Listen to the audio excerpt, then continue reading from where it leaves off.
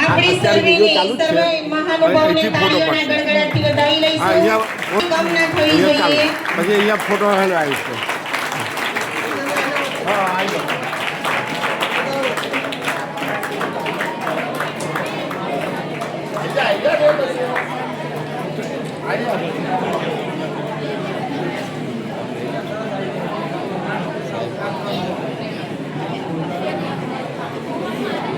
હવે ધોરણ 3 અના વેલ્યુવાળા સ્કૂલમાં આવેલા છે. 50 વર્ષના ગાળા પછી અહીંયા ઉપસ્થિત છે અને આ સ્કૂલનું ઋણ અદા કરવા માટે અમને જે કંઈ તક મળી છે એમાં અમારી એક આગલી બેચના જે સભ્યો હતા એ લગભગ 1 લાખ રૂપિયા જેવો યોગદાન એમને આપેલું છે. 3 લાખ રૂપિયા જેવું ભંડોળ અમે ભેગા એકત્રિત કરેલું છે અને આવતા વર્ષ સુધીમાં બીજા 2 લાખ રૂપિયા કુલ 5 લાખ રૂપિયાનું યોગદાન અમે આવતા વર્ષે આપણી આ સંસ્થાને આપવા માટે જઈ રહ્યા છીએ.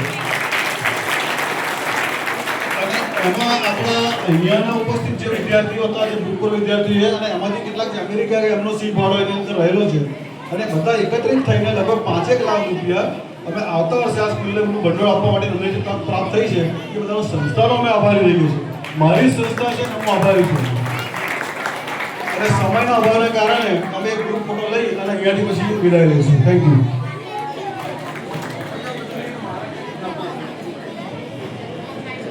હાલો યોગદાન આપો છો પણ મારી એક અંતરની લાગણી એવી છે કે જિલ્લાની આ શ્રેષ્ઠ શાળા થઈ છે તો એક બહુ સરસ એક હોલ નું નિર્માણની બહુ જરૂર છે અને એના માટે 50 લાખ રૂપિયા જેવો ખર્ચ થવાનો અંદાજ છે. તો આ ભૂતપૂર્વ વિદ્યાર્થીઓ બીજા ભૂતપૂર્વ વિદ્યાર્થીઓને પ્રેરણા આપે અને આ ભંડોળ આવતા વર્ષે આપણે અહીંયા કાર્યક્રમ ના કરીએ પણ હોલમાં કરીએ.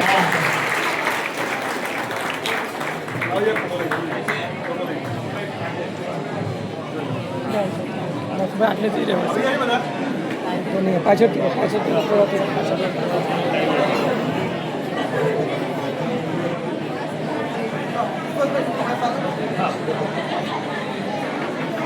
તમે આવી જાઓ ને.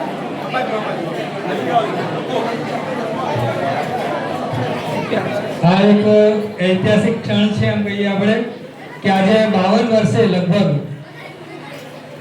આ જ શાળાના પ્રાર્થના હોલમાં કે સેન્ટ્રલ હોલમાં આ ભૂતપૂર્વ વિદ્યાર્થીઓ એકત્ર થઈ અને આ ઉંમરે ફોટો લઈ રહ્યા છે. આ એક એવી સ્મૃતિ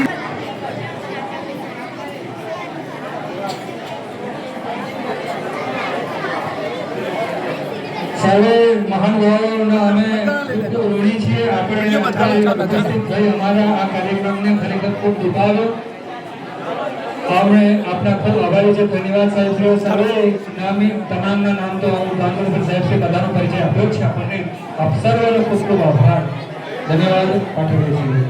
હવે શાળાના શિક્ષક મિત્રશ્રીઓ હોદ્દેદારશ્રીઓને આપણે મંચની